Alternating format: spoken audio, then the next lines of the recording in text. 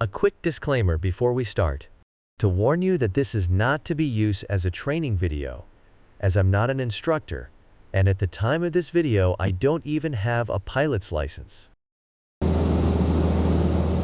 Hello and a very warm welcome to the channel. You join me here as I'm approaching the end of downwind in a right-hand circuit pattern, turning on to the base leg for Old Buckingham's Runway 25. It's a varying 14-knot gusting crosswind, so not the most ideal or even easiest landing conditions, especially for a student pilot, and in this flight, that's exactly what I am, a student pilot. Although I'm close to the end of my training with all 9 exams passed and over 60 hours of flight experience. Okay, let's get set up for the landing. So at 2000 RPM or lower, we apply carb heat. So let's do that first by pulling the lever to the left of the throttle.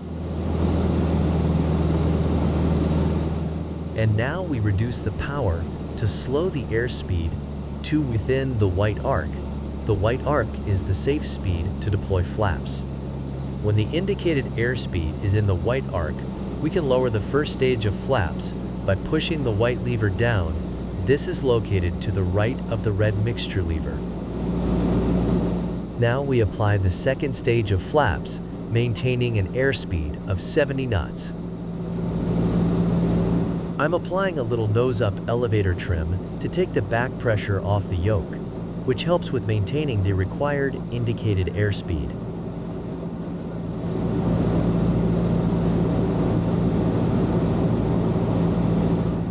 As we have a fairly strong headwind, and so we don't get too low before turning final, I will need to increase the RPM and lift the nose a little to maintain altitude without letting the airspeed increase.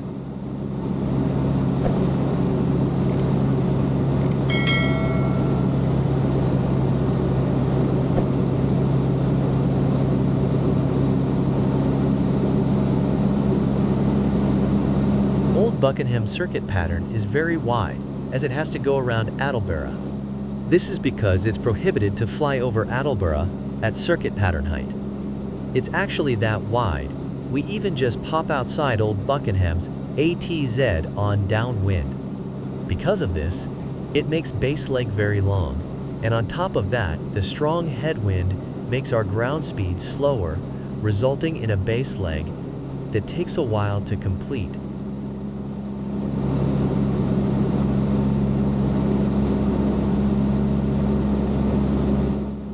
So let's turn on to final, and as you can now see, the runway is in sight. Normally at this point, I would use the third and final stage of flaps, but to give the plane better stability, I have decided to land with just 2 stages of flaps.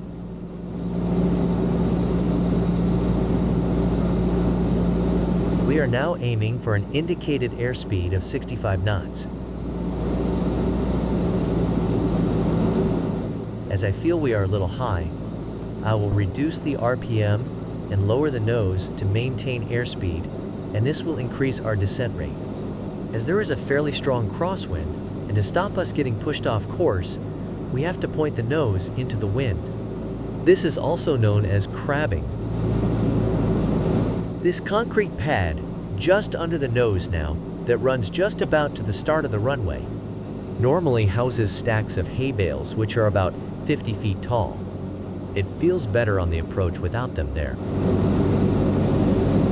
Closer to the ground, the gusts become stronger, throwing the plane all over the place. Due to the gusty conditions, it takes plenty of active aileron and rudder pedal work just to keep the plane going in the correct direction.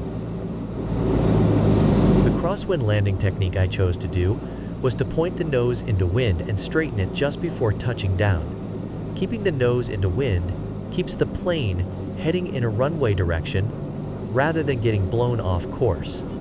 The buzzing noise you can hear is the stall warning. It's not unusual to hear this just before landing. I have to be honest, it wasn't the easiest landing, and this was at the limit of my current flying ability. So although it didn't look the best landing in the world, I feel I've done well with my current skill set, and have had worse landings in my earlier training days that happened in far better weather conditions. Thank you for watching, and I hope you enjoyed the ride.